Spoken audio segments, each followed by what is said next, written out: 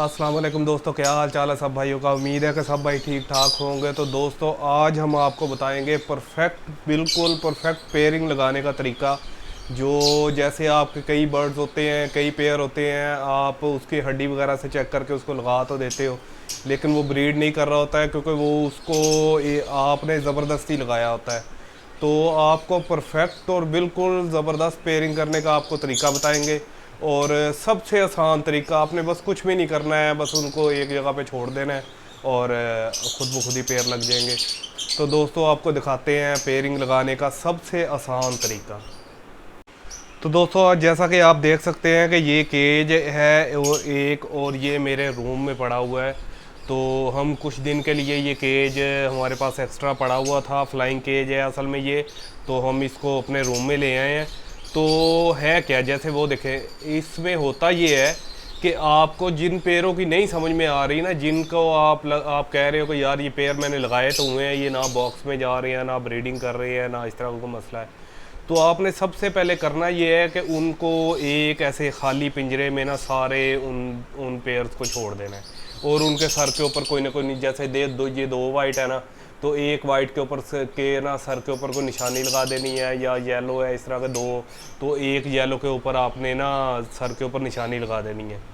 तो आपने इस तरह से ना एक केज में उनको छोड़ देना है। तो वो होगा क्या कि आपने और एक दो दिन उनको ऐसे ही रहने देना है। आपने उनको खाने में छल्ली भी देनी है, सनफ्लावर भी देना है, कनेरी सीड्स भी देने हैं, और ये भंग के बीज तो बहुत ही लाजमी है ब्रीडिंग सीज़न में, तो ये तो आपने देने ही लाजमी है ना।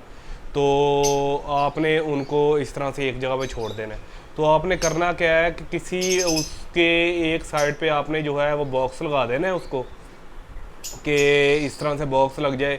तो आपने एक बॉक्स लगा देना है और सारे पेड़ों को छोड़ देना है। तो आपने इंतज़ार ये करना है कि उस बॉक्स के अंदर एक पेयर घुस जाए, तो आप समझोगे कि बस वो पेयर लग गया है। तो आपने उसको पकड़ना है, पकड़ के तो आपने उसको अलग बंद कर देना है। बस फिर वो ना कंफर्म पेयर है और वो जा लगते सारे ब्रीड करेगा।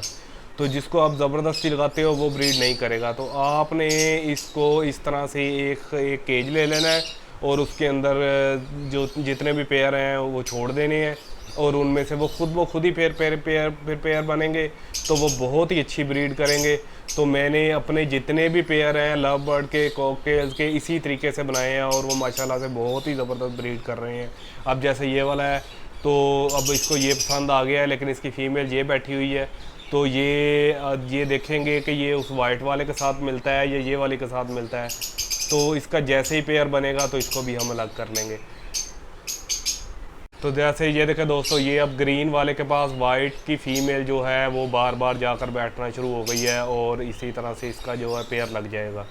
तो हमने इसको एक दफ़ा, जब भी पेयर जो न्यू पेयर होता है,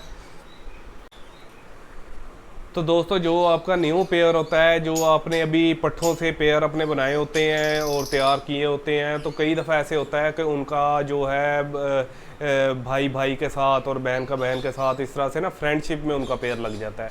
तो आप समझते हो कि शायद उसका पेयर लग गया है, जबकि उसका पेयर लगा नहीं होता। तो हमेशा से आपने जब भी पट्ठे लेने हैं और उनका पेयर लग जाना है, तो आपने एक दफ़ा उन पेयरों को सारे को तोड़ देना है। एक यानी कि उसकी फ़ीमेल मेल इस तरह से आपने अलग अलग एक दफ़ा कर देने हैं, क्योंकि आपको ये चांस ख़त्म हो जाएगा कि वो आपस में सिबलिंग में ना पेयर लग जाए या इस तरह से कोई मसला ना हो जाए। तो आपने एक दफ़ा उनको अलग कर देना होता है। उसके बाद दोस्तों आपने इस तरह से एक पिंजरा लेना होता है और उसके अंदर आपने ना लगा देने होते हैं। तो आपने उनकी निगरानी थोड़ी देर करनी होती है। तो मैं इसलिए अपने कमरे में ले आया हूँ क्योंकि मैं इधर बैठा हुआ हूँ, तो मैं अपना साथ साथ काम भी कर रहा हूँ, साथ साथ मैं इनकी भी निगरानी कर रहा हूँ कि कौन सा बर्ड किस बर्ड के साथ बैठा हुआ है और कौन सा पेयर कौन से पेयर के साथ बैठा हुआ है। तो आपने थोड़ी सी ये निगरानी उस टाइम पे करनी होती है। तो आपका जो सा पेयर जो सा परफेक्टली लग जाएगा, बिल्कुल आसानी से लग जाएगा। तो ये पेयर और दोस्तों ये आपको इस सारे प्रोसेस के दौरान जो खाने पीने के लिए चीज़ें इनको देनी है वो आपको बता देते हैं। आपने एक तो आपने पानी ले लेना है, और पानी के अंदर आपने थोड़ा सा रोज़ वाटर डाल देना है। यानी कि आपने एक अगर आपने इतना सा पानी ले लिया है ना, और इतने सा पानी में आपने थोड़ा सा जो सा एक ढक्कन जो सा रोज़ वाटर का डाल देना है, यानी कि उसमें से स्मेल आनी शुरू हो जाए रोज़ की। जैसे जो गुलाब का अर्क होता है ना, आपने वो डाल देना, एक ढक्कन वो डाल देना, थोड़ा सा पानी डाल देना, एक तो आपने पानी इनको ये वाला देना है इस सारे प्रोसेस के दौरान। और दूसरे नंबर पे आपने इनको चीज़ें थोड़ी सी मिक्स फीड नहीं देनी, आपने अलग अलग चीज़ें देनी है। जैसे सनफ्लावर का बीज अलग देना है, आपने कनेरी वगैरह अलग देनी है, सॉफ्ट फूड अलग देनी है, और भंग का बीज वगैरह अलग देना है। तो आपने ये चीज़ें सारी जौन सी हैं वो अलग अलग देनी है, ताकि बर्ड का जो दिल चाहे वो खा ले, और जैसा दिल चाहे वो रहे, और जैसा उसका दिल करे तो वो खाए पिए। तो ये एहतियात करनी है। तो उम्मीद है कि आपको आज की वीडियो अच्छी लगी होगी। तो आपने जो सा मेरे लिए बहुत सारी दुआएं करनी है। तो दोस्तों कमेंट सेक्शन में ज़रूर बताइएगा कि ये जो सा तरीका है पेयरिंग का, आप भी इसी तरह से पेयरिंग वगैरह कर रहे हो या आपका कोई अलग से तरीका है। लेकिन ना असल में बात ये होती है कि आप ये देखो कि जो आदमी इन बर्ड्स का डीएनए करवा रहा है, जैसे आपके पास तो 2 बर्ड हैं या 4 बर्ड हैं, अब किसी के पास 100 पेयर है, अब 100 पेयर का वो डीएनए करवा रहा है, और वो डीएनए में उसका तकरीबन 3 से 4 लाख रुपया लग रहा है। तो वो अगर हर बंदा ही हड्डी चेक करके ही पेयरिंग वगैरह करनी शुरू कर दे तो उनको डीएनए करने वाले की क्या ज़रूरत है। वो तो फिर हमसे ज़्यादा एक्सपर्ट हुए और उनके पास पेयर वगैरह भी ज़्यादा होंगे, तो वो आराम से डीएनए हड्डी चेक करके पेयर लगा ले।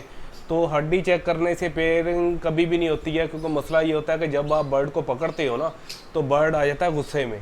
तो अगर उसकी हड्डी थोड़ी सी खुली भी होती है तो वो बिल्कुल तंग कर लेता है, तो आप समझते हो कि ये मेल है, हालांकि जब आप उसको ईजी छोड़ते हो तो वो फीमेल होती है।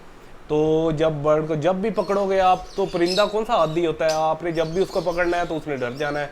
चाहे आप 2 घंटे के बाद पकड़ो, चाहे 4 दिन के बाद पकड़ो, चाहे जब मर्जी पकड़ो, तो उसने जो सा है वो डर जाना होता है। तो हड्डी से चेक नहीं होता है। तो एक तो तरीका फिर डीएनए का होता है, डीएनए करवा लो, तो वो तो फिर पैसे लगते हैं, वो तरीका भी है भी, फिर कंफर्म हो जाता है। और दूसरे नंबर पे तरीका बस ये होता है कि आपने एक बर्ड को जो है वो एक जगह पर छोड़ देना है, फिर उनकी निगरानी करनी है, और आपको पेयरिंग वगैरह बहुत ही बेहतरीन लग जाएगी। ठीक है ना। तो दोस्तों अच्छी अच्छी वीडियोस देखने के लिए चैनल को सब्सक्राइब कर दीजिएगा, वीडियो को लाइक कर दीजिएगा, और कमेंट सेक्शन में ज़रूर बताइएगा कि आपको ये तरीका कैसा लगा।